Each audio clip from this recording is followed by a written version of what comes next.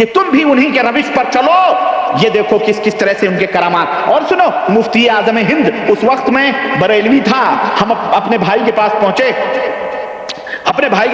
تو اسی دن اردو ٹائمز جو بامبے سے نکلتا ہے اس کا اخبار انہوں نے ہمیں دیا اور کہا کہ ذرا یہ پڑھو. اور وہی کرامت میں اس کتاب میں نے دیکھی. وہ کرامت کیا ہے کہ جناب, اور اس وقت میں نے وہ کرامت پڑھی تو میں نے کہا کہ بھائی یہ بزرگوں کی کرامت ہے, بزرگان دین مرتے کہاں ہیں, وہ زندہ رہتے. میرے بھائی بڑے بھائی تھے, اللہ انہیں جزائے خیر دے, وہ ہنسنے لگے, کہنے لگے کچھ دن کے بعد میں تم سدھر جاؤ گے. کہنے لگے شہزادے اعلی حضرت تاجدار اہل سنت مفتی اعظم ہند شاہ محمد مصطفیٰ رضا خان 1:40 پر بریلی میں انتقال پائے. اب مہم مر گئے. مرنے کے بعد جب ان کو غسل دیا جا رہا تھا تو تمام کپڑے اتار لیے گئے. چادر آپ کے جسم مبارک پر ڈالی گئی تھی, صرف ایک چادر تھی, تمام کپڑے اتار لیے گئے. اچانک ہوا چلی اور جسم اطہر پر پڑی ہوئی چادر مبارک ہوا کی وجہ سے ہلنے لگی. قریب تھا کہ وہ چادر اٹھ جائے, بے پردگی ہو جائے, لیکن حضور مفتی اعظم کے ہاتھ میں حرکت پیدا ہوئی اور ہاتھ بتدریج اٹھا, جس کو تمام حاضرین نے اپنی آنکھوں سے دیکھا. حضور نے اس مفتی اعظم نے اس اڑنے اور کھسکنے والی چادر کو انگشت شہادت اور بیچ والی انگلی کی گرفت میں لے لیا اور پھر بتدریج ہاتھ مبارک نیچے آ گیا اور جسم مبارک پر چادر تن گئی. آپ نے تا فراغت غسل چادر کو اپنے ہاتھ سے نہ چھوڑا. جب کفن زیب تن کرنے کا وقت آیا تو چادر ہاتھ پاک سے چھوڑ دی. ماہنامہ استقامت کانپور, رجب الموت 1403, مفتی اعظم ہند نمبر. ماں جناب علی یہ اعوذ باللہ زندہ تھا. یہ کیا تھا؟ ابے زندہ تھا یہ. اور کیسے برداشت کر لیا, اس کو ننگا کیا, چادر پڑی تھی اس لیے شاید برداشت کیا. ہوا نے چادر اٹھانا چاہی تو فوراً ہاتھ اٹھا, چادر پکڑے رہا. کب تک؟ اس کو زندہ ہی دفن کر دیا اس کے مریدوں نے. اعوذ باللہ. ایسوں کو تو کورٹ مارشل کرنا چاہیے جناب علی, عدالت میں لے جانا چاہیے. اور سنیے مبلغ دعوت اسلامی عبد الغفار پر رحمت ہی رحمت. بہرحال یہ ایک مزاحیہ قسم کا ماڈرن آدمی تھا, مر گیا. کہتا ہے میں سگے مدینہ, میں نہیں بھائی, یہ لکھنے والا کہتا ہے میں سگے مدینہ, یہ مدینے کا کتا. کہتا ہے سگ مانے کتا, سگ مانے ہاں, تو سگے مدینہ. یہ کہتا میں مدینے کا کتا. مرحوم کی تکفین میں شروع سے لے کر حاضر رہا. چند مبلغین اسلامی مل جل کر نہایت احتیاط کے ساتھ مرحوم کو غسل دے رہے تھے. اب میں انہیں غسل کی سنتیں بتا رہا تھا. جب دوران غسل مرحوم کو بٹھایا گیا تو چہرے پر اس طرح مسکراہٹ پھیل گئی جس طرح وہ اپنی زندگی میں مسکرایا کرتے تھے. ہنسنے لگا. وہ گویا, وہ جوکر تھا, یہ جوکر تھا, بعد میں اس کی پارٹی میں شریک ہوا. تو وہ ہنسنے لگا. میں اس وقت مرحوم کی پشت پر تھا اور جتنے اسلامی اپنا نہیں پھنستا ہے یہ, اللہ کی قسم اپنا نہیں پھنستا, ہر جگہ دوسروں کو پھنساتا ہے. یہ بھی اس کی چالاکی دیکھو. پورا واقعہ پڑھ ڈالو شروع سے اخیر تک. حلفیہ بیان, فلانے دیکھا, فلانے کو غنودگی ہوئی, فلانے نے نبی کی زیارت کی, فلانے نے ہمارے بارے میں کہا. خود نہیں کہتا, یہ خود بڑا چالاک شکاری ہے یہ, بڑا چالاک شکاری ہے. کہتا ہے کہ چہرے جس طرح اپنی زندگی میں مسکرا. اچھا میں چونکہ پشت کی طرف تھا, ظاہر ہے کسی کوئی پوچھ سکتا تھا حضرت آپ نے بھی دیکھا, اگر کوئی وہاں بھی مل جائے کہ آپ نے دیکھا تو قسم اٹھاؤ تو اس کو مصیبت ہو جائے گی نا. اس لیے دوسروں کو پھنساتا ہے کہ چونکہ میں پیٹھ کی طرف تھا, لوگ چہرے کی طرف تھے, انہوں نے دیکھا. اچھا جناب علی, کفن پہنانے کے بعد چہرہ کھلا چھوڑ دیا گیا آخری دیدار کے لیے. لوگ شروع ہوئے, ہم مل کر نعت شریف پڑھ رہے تھے. ہم مل کر کیا کر رہے تھے؟ مردوں پر, اس کے گھر میں, ہم بیابا میں ہیں اور گھر میں بہار آئی ہے. اب دیکھیں گھر والے ماتم کر رہے ہیں, یہ بیٹھ کے نعت شریف پڑھ رہے ہیں وہاں گا گا کر کے. بعض دیکھنے والوں نے دیکھا, سنو, بعض دیکھنے والوں نے, یہاں بھی اس نے نہیں دیکھا, کہہ رہا ہے بعض دیکھنے والوں نے دیکھا کہ ہونٹ بھی جنبش کر رہے تھے, گویا نعت شریف پڑھ رہے تھے. اعوذ باللہ, استغفر اللہ. یہ دعوت اسلامی کے کون لوگ ہیں؟ مبلغین کی یہ شان ہے. تو اے دعوت اسلامی کے لوگوں, اسی لیے یہ واقعہ لکھا جا رہا ہے کہ تم بھی اس کے مبلغ بنو. تم بھی جب مرو گے تو تم بھی اسی طرح مسکراؤ گے, اسی طرح بڑبڑاؤ گے, اسی طرح تمہارے ہونٹ بھی ہلیں گے جس طرح اس گویے اور اس جوکر کے مرنے پر یہ تمام سب ہو رہا ہے. استغفر اللہ. سنو, کہتے ہیں حسب وصیت سگے مدینہ نے نماز جنازہ پڑھائی. اب مرنے کے بعد کیا ہوا سنو, ابھی یہی تک معاملہ ہوتا تو ہوتا.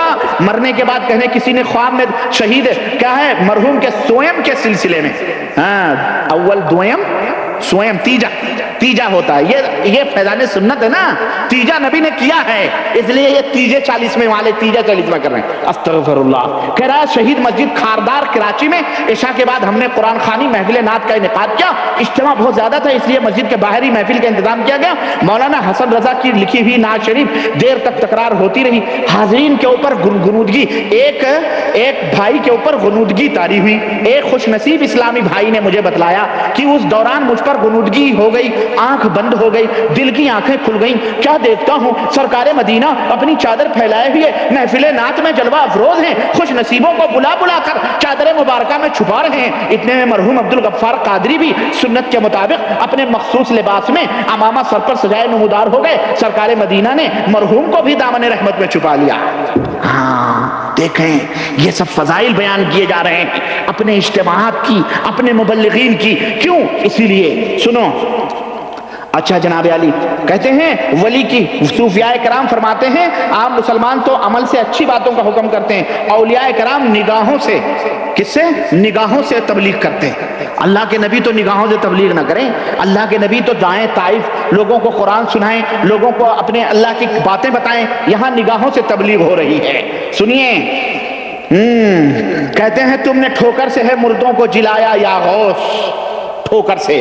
اب وہ پورا واقعہ لکھا ہوا ہے جناب علی, بغداد شریف میں پتہ نہیں کیا کیا وہ سب مردے پتہ نہیں کہاں کہاں گئے, قبر کہا قبروں کے قبرستان گئے تو جناب علی ٹھوکر دی ایک قبر کو, تو ایک مردہ باہر سر نکال کر کے کھڑا ہو گیا اور اس نے کہا کیا حضور قیامت آ گئی؟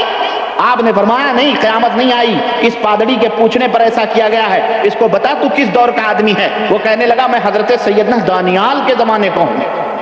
ہاں سیدنا دانیال کے زمانے کا ہوں, انہی کے مذہب پر مجھے موت آئی. میں حضرت سیدنا عیسیٰ روح اللہ کے مبارک زمانے سے پہلے کے دور سے تعلق رکھتا ہوں. آپ نے ارشاد فرمایا اس کو ہمارے دین کی حدیث مبارکہ کے سلسلے میں یہ صداقت دکھانی تھی. وہ حدیث غوث پاک نے ارشاد فرمائی. یہ سن کر اس نے عرض کیا یہ حدیث مبارکہ حق ہے, دین اسلام حق ہے, تمام انبیاء اسی دین کی بشارت دیتے رہے, دو جہان کے سلطان رحمت عالمیہ کی بشارت دیتے رہے. پھر آپ نے ارشاد فرمایا اچھا تم واپس قبر میں چلے جاؤ, تمہیں قیامت تک وہیں رہنا ہے. وہ قبر میں واپس چلا گیا اور قبر حکم الہی سے بند ہو گئی.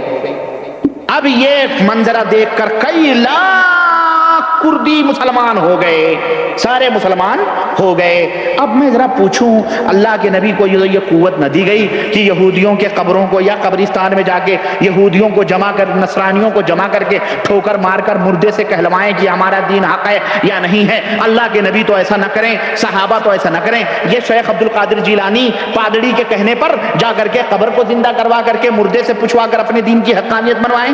استغفر اللہ, یہ گپ تو نہیں ہے تو کیا ہے؟ اب اس کے اوپر اعلیٰ حضرت کا شعر سنیں. کہتے ہیں قلب مردہ کو بھی ٹھوکر سے جلا دو مرشد, قلب مردہ کو بھی ٹھوکر سے جلا دو مرشد, تم نے ٹھوکر سے ہے مردوں کو جلایا یا غوث. استغفر اللہ. اب سنیں, میں بڑی جلدی میں ہوں, میں زیادہ ٹائم نہیں لینا چاہتا آپ کا. مسجد کا چور ایک بزرگ تھے, اپنے نفس کو کیا دینا چاہتے تھے معلوم ہے؟ ذلیل کرنا چاہتے تھے. گئے مسجد کا دیا باتی اٹھا کر کے بھاگنے لگے. دری وری تھی, شاید کچھ تھا, کہتا ہے کہ گدڑی تھی, اچھا جان بوجھ کر کے چادر, ایک مسجد کے میں عین نمازیوں جان بوجھ کر چوری کرنے کے انداز میں کسی کی چادر اٹھا کر بدن پر اوڑھ لی اور پھر اپنی گدڑی ڈال دی اور چلتے بنے. لوگ پیچھے دوڑے اور اس کی خوب پٹائی کی اور یوں آپ مسجد کا چور کے نام سے مشہور ہوئے. اس طرح یہ بزرگ لوگوں کی نظر میں تو چور مشہور ہو گئے, لیکن اللہ کی بارگاہ میں کافی مقبول ولی تھے. دعوت اسلامی کے لوگوں, آپ بھی ولی بننا چاہتے ہو نا تو جاؤ کسی مسجد میں. اسی طرح تم جمعے کو جوتیاں چرایا کرو, اور جب لوگ نکلنے لگے تب جوتیاں سمیٹو, پھر تب میں تماشا دیکھوں, پھر الیاس قادری تمہارے سروں کے اوپر کوئی بال نہ دیکھے, پتہ چلے پھر تم بھی چوروں کے نام سے مشہور ہو جاؤ. ولی اللہ اپنے نفس کو اسی طرح سے ذلیل کیا کرو, اور الیاس قادری کو بھی بولو اسی ولی کے نقش قدم پر چلتے ہوئے جا کر کے مسجدوں کے مائکرو فون وغیرہ چوری کرے. اور مسلمانوں تم بھی سوچو, کہیں بھی کسی مسجد میں اگر اس طرح کی چوری ہو تو ذرا دیکھتے رہو, جب چور پکڑو تو پوچھو دعوت اسلامی کے آدمی تو نہیں ہو, کیونکہ ان کو الیاس قادری یہی درس دے رہا ہے کہ پٹو گے, جوتے کھاؤ گے, سب کچھ کھاؤ گے, لیکن اللہ کے ہاں بہت معزز اور محترم ہو گئے. اللہ کے نبی نے تو چوری کو حرام قرار دیا, اللہ نے چوری کو حرام قرار دیا. اور یہ کون سی ولایت کی منزل ہے کہ جو چوری کرنے سے ولی بنتا ہے؟ یہ کون سی ولایت کی منزل ہے؟ اور سنیں،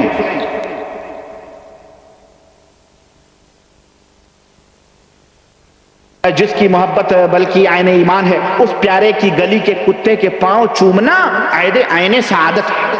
وہاں کے کتوں کے پاؤں چومنا کیا ہے؟ سعادت کی دلیل ہے۔ اعوذ باللہ، نبی نے تو کتوں کو کب مارنے کا حکم دیا؟ یہ کتوں کے مدینے، اور اللہ کی قسم مدینہ یونیورسٹی کے زمانے میں ہم کتوں کو تو پھدا کے مارتے، کیوں؟ ہم بلیاں رہتی تھی بیچاری، وہ بلیاں کھانا وانا دیتے تھے، وہ کھاتی تھی۔ یہ کتے جب ہم چھٹی میں چلے جاتے تھے تو دوڑ کے بلیوں کو کھاتے تھے، اس میں یہ بھی کتا رہا ہوگا، ہم مارتے تھے ان کے، مار کر کے بھگاتے تھے۔ تو یہ کتے کہتا ہے رضا کسی سگے طیبہ کے پاؤں بھی چومے۔ رضا، احمد رضا خان، یہ احمد رضا خان کا شعر ہے حدائق بخشش میں، کہتا ہے رضا کسی سگے طیبہ کے کتے، طیبہ کے، رضا کسی سگے طیبہ کے پاؤں بھی چومے، تم اور آہ کی اتنا دماغ لے کے چلے، پارے دل بھی نہ نکلا دل سے تحفے میں رضا، ان سگانے کو سے اتنی جان پیاری واہ واہ، ان سگانے کو سے اتنی جان پیاری واہ واہ، یعنی اس گلی کے کتوں سے، اس گلی کے کتوں سے ہماری جان پیاری نہیں ہے۔ اور کہتے ہیں اسی لیے تو حضرت جامی تڑپ کر کہتے ہیں سگت را کاش جامی نام بودے، کاش اے نبی آپ کے کسی کتے کا نام جامی ہوتا۔ اس جامی جاہل کو کوئی بتائے، یہ جامی بہت بڑا شاعر ہے، اور یہی ملا جامی ہے، کون ہے معلوم ہے؟ زکریا صاحب نے جس کو اپنی کتاب فضائل حج میں ذکر کیا ہے کہ مولانا جامی نے ایک قصیدہ لکھا تھا، کیا قصیدہ لکھا تھا؟ مکے آئے، وہ قصیدہ نبی کو سنانا چاہتے تھے، نبی نے مکے کے بادشاہ کو، امیر کو یہ خواب دکھلایا کہ میرا ایک عاشق قصیدہ سنانا چاہتا ہے، اگر جامی یہاں آ گیا تو پھر ہاتھ اس کے سلام کے لیے باہر نکل پڑے گا اور فتنہ پیدا ہوگا، اس لیے اس کو پکڑو۔ وہاں پکڑ لیا گیا۔ قصیدہ کیا تھا؟ ز مہجوری برآمد جان عالم ترحم یا نبی اللہ ترحم، اور اس طرح سے پورا قصیدہ ہے اس کا کہ جدائی میں دل میرا باہر ہو رہا ہے، اے اللہ کے نبی میرے اوپر رحم فرماؤ، اے اللہ کے نبی میرے اوپر رحم فرماؤ، یہ قصیدہ سنانا چاہ رہا تھا۔ تو یہی جامی ہے کہ کاش آپ کے کسی کتے کا نام جامی ہوتا۔ نبی تو کتا نہیں پالتے تھے، نبی کے چارپائی کے نیچے کتا آئے تو حضرت جبریل داخل نہ ہو، اور حضرت جبریل کہیں میں نہیں آ سکتا جب تک کتا ہے۔ اللہ کے نبی کتا پالیں گے؟ جو یہ کہہ رہے ہیں کہ جو کتا پالتا ہے اس کی نیکیوں میں ایک قیرات روزانہ کم کی جاتی ہے، اور ایک قیرات احد پہاڑ کے برابر ہے۔ ایک قیرات کتنا ہے؟ احد پہاڑ کے برابر، اس کی نیکیاں کم ہوتی ہیں۔ اللہ کے نبی لوگوں کو کتے سے منع کریں، اور یہ کہہ رہا ہے میرے اللہ کے نبی آپ کے کتوں کا نام جامی ہوتا؟ استغفر اللہ۔ اور کہتا ہے اور کوئی کیوں نہ اپنے آپ کو سگے مدینہ کہلانے کی تمنا کرے۔ ابے تو کہہ سگے مدینہ، تو سنڈاسے مدینہ اپنے آپ کو بن جا، پیخانے مدینہ بن جا، کھڈیانے مدینہ اپنا نام رکھ لے، خنزیر مدینہ کہہ لے، مجھے کیا پڑی ہے۔